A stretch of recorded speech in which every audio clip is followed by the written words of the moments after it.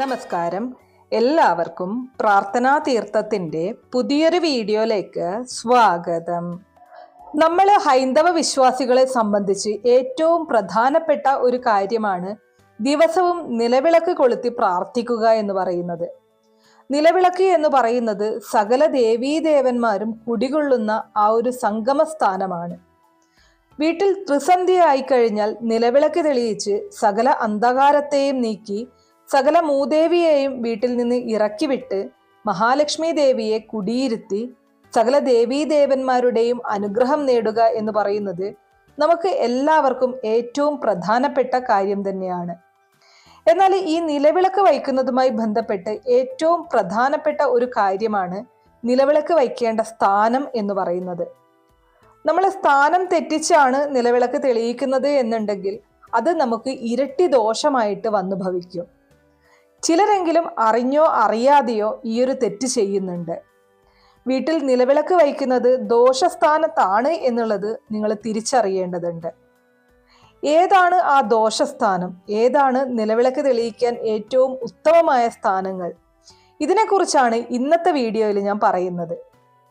അപ്പൊ നമുക്ക് വീഡിയോയിലേക്ക് കടക്കാം. അതിനു മുന്നേ നിങ്ങൾ പുതിയതായിട്ടാണ് എൻ്റെ ചാനൽ കാണുന്നത് എന്നുണ്ടെങ്കിൽ ദയവേത് ചാനൽ ഒന്ന് സബ്സ്ക്രൈബ് ചെയ്യുക.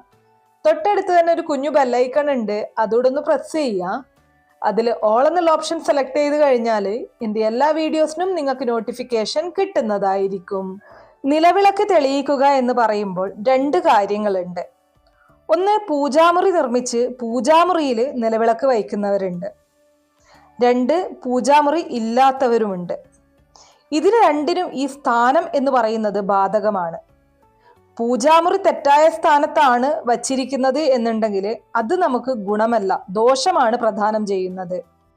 അതുപോലെ തന്നെയാണ് പൂജാമുറി ഇല്ലാത്തവർ തെറ്റായ സ്ഥാനത്താണ് ത്രിസന്ധ്യാ സമയത്ത് വിളക്ക് തെളിയിച്ച് വയ്ക്കുന്നത് എന്നുണ്ടെങ്കിൽ അതും നമുക്ക് ദോഷം തന്നെയാണ്. അപ്പൊ നമുക്ക് മനസ്സിലാക്കാം എവിടെയാണ് നിലവിളക്ക് തെളിയിച്ച് വയ്ക്കേണ്ടത്, പൂജാമുറി എവിടെയാണ് സ്ഥാപിക്കേണ്ടത് എന്നുള്ളത്.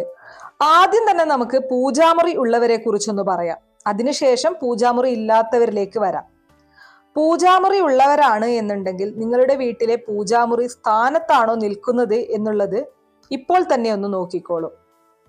ഇങ്ങനെ എടുത്തു പറയാനുള്ള കാരണം, വീട്ടിൽ പൂജാമുറി നിർമ്മിക്കുന്ന സമയത്ത് നിർമ്മിക്കുന്നവര് വാസ്തുവൊക്കെ നോക്കി തന്നെയാണ് പലപ്പോഴും നിർമ്മിക്കാറ്. എന്നാൽ ചില ഘട്ടങ്ങളിൽ പുതിയതായിട്ട് നമ്മുടെ ഇഷ്ടാനുസരണം കൂട്ടിച്ചേർക്കുകയോ അല്ലെങ്കിൽ നമുക്ക് തന്നെ സ്ഥാപിക്കാൻ സാധിക്കുന്ന പൂജാ റൂമൊക്കെ ഉണ്ട്. ഇപ്പോൾ ഈ മെറ്റൽ പോലത്തതും അതുപോലെ തന്നെ വുഡനിൻ്റെ ഒക്കെ പൂജാ റൂംസ് നമുക്ക് വാങ്ങിക്കാനായിട്ട് കിട്ടും. അപ്പൊ ഇങ്ങനെ വാങ്ങിക്കാൻ കിട്ടുന്ന പൂജാമുറികൾ ചിലരെങ്കിലും നമ്മുടെ സൗകര്യാർത്ഥം നമ്മുടെ ഇഷ്ടമുള്ള സ്ഥാനത്ത് കൊണ്ടുവയ്ക്കും. അപ്പോൾ അങ്ങനെ വയ്ക്കുന്നവരാണ് ഈ ഒരു കാര്യം ആദ്യം ശ്രദ്ധിക്കേണ്ടത്. ഞാൻ ഈ പറയുന്ന രണ്ട് സ്ഥാനങ്ങളിൽ പൂജാമുറി വരുന്നത് ഏറ്റവും ഗുണകരമാണ് അല്ലെങ്കിൽ ശുഭകരമാണ്. ഒരു പൂജാമുറി പണിയാൻ ഏറ്റവും ഉത്തമമായിട്ടുള്ള സ്ഥാനം എന്ന് പറയുന്നത് നമ്മുടെ വീടിന്റെ വടക്ക് കിഴക്കേ ഭാഗത്താണ്. നമ്മുടെ വീടിന്റെ വടക്ക് കിഴക്കേ ഭാഗത്താണ് പൂജാമുറി നിൽക്കുന്നത് എന്നുണ്ടെങ്കിൽ ആ വീട് സകല ഐശ്വര്യങ്ങളും ഉള്ള വീടാണ് എന്ന് പറയാം. ഇനി കുറച്ച് വൈകിയാലും ആ വീടിനെ തേടി എല്ലാ സൗഭാഗ്യങ്ങളും വന്നു ചേരും. ആ വീട്ടിൽ താമസിക്കുന്നവർ ജീവിതത്തിൽ രക്ഷപ്പെടും.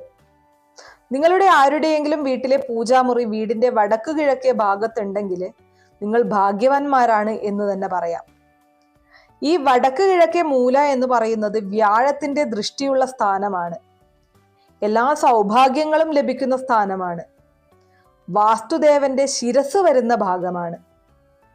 ഈശ്വര ചൈതന്യവും പോസിറ്റീവ് എനർജിയും നിറഞ്ഞു നിൽക്കുന്ന ഇടമാണ്. അതുകൊണ്ട് തന്നെ എല്ലാം കൊണ്ടും ഉത്തമമായിട്ടുള്ള സ്ഥാനമാണ് ഈ ഒരു ഭാഗം എന്ന് പറയുന്നത്. ഇനി രണ്ടാമതായിട്ട് ഒരുപാട് പേര് ചോദിക്കുന്ന ഒരു കാര്യമാണ് വടക്ക് പടിഞ്ഞാറേ മൂല, അതായത് നമ്മുടെ വീടിന്റെ കന്നിമൂല എന്ന് പറയുന്ന ഭാഗം. അവിടെ വിളക്ക് വയ്ക്കാമോ, അവിടെ വിളക്ക് തെളിയിക്കുന്നത് കൊണ്ട് എന്തെങ്കിലും ദോഷമുണ്ടോ എന്നത് ഒരുപാട് പേര് ചോദിച്ചിട്ടുണ്ടായിരുന്നു. ആ ഒരു ഭാഗത്താണ് നിങ്ങളുടെ വീട്ടിലെ പൂജാമുറി സ്ഥാപിച്ചിരിക്കുന്നത് എന്നുണ്ടെങ്കിൽ ദോഷങ്ങളൊന്നും തന്നെ ഇല്ല. ഈ ഒരു സ്ഥാനവും ഉത്തമ സ്ഥാനം തന്നെയാണ്. വീടിന്റെ കിഴക്ക് മധ്യത്തിലും വീടിന്റെ വടക്ക് മധ്യത്തിലും പൂജാമുറി വരുന്നത് നല്ലതാണ്. അതായത് കിഴക്ക് ഭാഗത്ത് കിഴക്ക് ഭിത്തിയോട് ചേർന്ന് നടുഭാഗത്ത് വരുന്നതും വടക്ക് ഭിത്തിയോട് ചേർന്ന് നടുഭാഗത്ത് വരുന്നതും ഏറ്റവും നല്ലത് തന്നെയാണ്. എന്നാൽ തെക്ക് കിഴക്കേ മൂലയ്ക്കും വടക്ക് പടിഞ്ഞാറേ മൂലയ്ക്കും പൂജാമുറി വരുന്നത് പൊതുവെ ദോഷമായിട്ടാണ് കരുതപ്പെടുന്നത്. തെക്ക് കിഴക്കേ മൂല എന്ന് പറഞ്ഞാൽ അത് അഗ്നികോണാണ്. അഗ്നികോണിൽ നിലവിളക്ക് തെളിയിക്കാനായിട്ട് പാടില്ല. പൂജാമുറി ഈ ഒരു ഭാഗത്ത് ഒരു കാരണവശാലും വരാൻ പാടില്ല. അതുപോലെ വടക്കു പടിഞ്ഞാറേ മൂല എന്ന് പറയുന്നത് വായുകോണാണ്. ആ ഒരു ഭാഗത്തും പൂജാമുറി വയ്ക്കുന്നത് ദോഷമായിട്ടാണ് കണക്കാക്കുന്നത്. ഈ രണ്ട് ഭാഗങ്ങളിലാണ് നിങ്ങളുടെ വീട്ടിലെ പൂജാമുറി ഇരിക്കുന്നത് എന്നുണ്ടെങ്കിൽ തീർച്ചയായിട്ടും നിങ്ങൾ ആ വാസ്തുദോഷം പരിഹരിക്കാനുള്ള കാര്യങ്ങൾ ചെയ്യണം.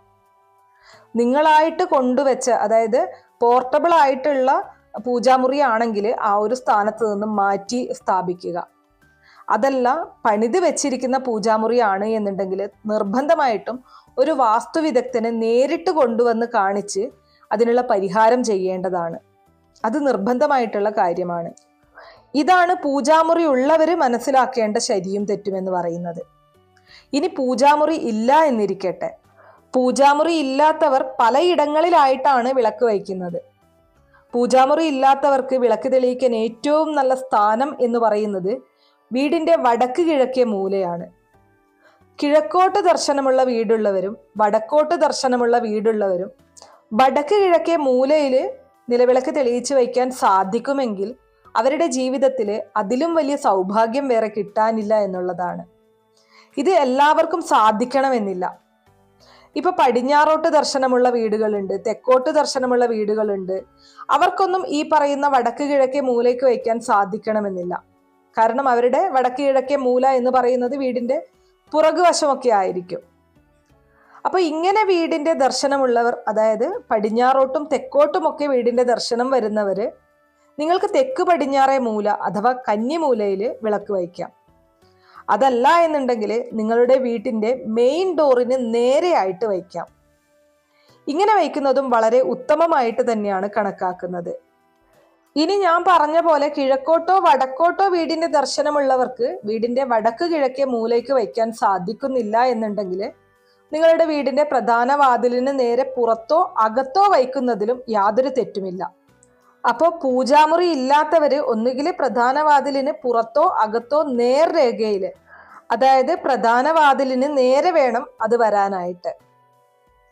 അല്ല എന്നുണ്ടെങ്കിൽ വടക്ക് കിഴക്ക് സാധിക്കുന്നവര് അങ്ങനെ വയ്ക്കുക. ഇനി അതല്ല തെക്ക് പടിഞ്ഞാറ് സാധിക്കുന്നവരാണ് എന്നുണ്ടെങ്കിൽ ആ ഒരു ഭാഗത്തും വയ്ക്കാവുന്നതാണ്. ഈ ഭാഗങ്ങളിലൊക്കെയും നിലവിളക്ക് തെളിയിച്ചു വയ്ക്കുന്നത് ഏറ്റവും ഉത്തമമായിട്ടുള്ള കാര്യമാണ്. അല്ലെങ്കിൽ നിലവിളക്ക് തെളിയിക്കാൻ ഏറ്റവും ഉത്തമമായിട്ടുള്ള സ്ഥാനമാണ് ഈ പറഞ്ഞതൊക്കെ. ഇനി നിലവിളക്ക് തെളിയിക്കുന്ന സമയത്ത് നമ്മൾ ഏറ്റവും ആദ്യം ശ്രദ്ധിക്കേണ്ട ഒരു കാര്യം, ഒരു കാരണവശാലും വീടിന്റെ ഏത് ഭാഗത്തായാലും വെറും നിലത്ത് നിലവിളക്ക് തെളിയിച്ചു വയ്ക്കാനായിട്ട് പാടില്ല. ഒന്നുകിൽ ഒരു പീഠത്തിന്റെ മുകളിലോ അല്ലെങ്കിൽ വുഡൻ സ്റ്റൂളോ മറ്റോ ഉണ്ടെങ്കിൽ അതിന്റെ മുകളിലോ, അതല്ല എന്നുണ്ടെങ്കിൽ ഒരു താലത്തിലോ, അങ്ങനെ എന്തിൻ്റെയെങ്കിലും മുകളിലായിട്ട് മാത്രമേ നമ്മുടെ നിലവിളക്ക് വയ്ക്കാനായിട്ട് പാടുള്ളൂ. ഒരു കാരണവശാലും വെറും നിലത്ത് വയ്ക്കരുത്.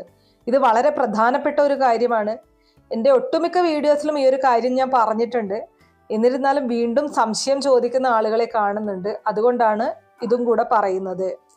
ഇനി അതുപോലെ തന്നെ നമ്മുടെ പൂജാമുറിയിലായാലും അല്ലെങ്കിൽ നമ്മൾ നിലവിളക്ക് തെളിയിക്കുന്ന സ്ഥലത്തായാലും ദേവീദേവന്മാരുടെ ചിത്രങ്ങളൊക്കെ വയ്ക്കാറുണ്ടാവും അല്ലേ? അപ്പോൾ അവിടെ നിർബന്ധമായിട്ടും ഉണ്ടായിരിക്കേണ്ട ചില ചിത്രങ്ങളുണ്ട്.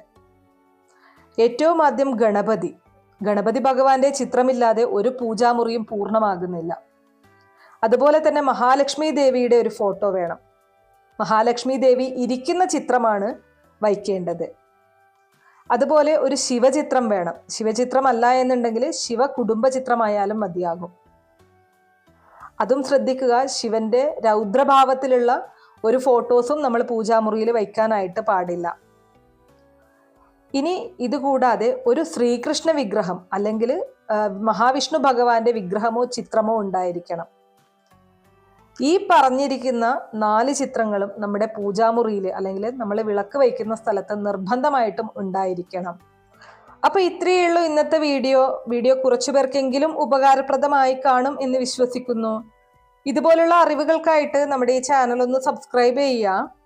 വീഡിയോ ഇഷ്ടമാണെങ്കിൽ ലൈക്ക് ചെയ്യാനും ഷെയർ ചെയ്ത് മറ്റുള്ളവരിലേക്ക് എത്തിക്കാനും മറക്കരുത്. നിങ്ങൾക്ക് ഏതെങ്കിലും തരത്തിലുള്ള സംശയങ്ങളോ അഭിപ്രായങ്ങളോ നിർദ്ദേശങ്ങളോ ഇനി ഏതെങ്കിലും കാര്യങ്ങളെക്കുറിച്ച് അറിയാനുള്ള താല്പര്യമോ ഉണ്ടെങ്കിൽ തീർച്ചയായിട്ടും കമന്റ് ബോക്സ് വഴി അറിയിക്കാവുന്നതാണ്. നന്ദി.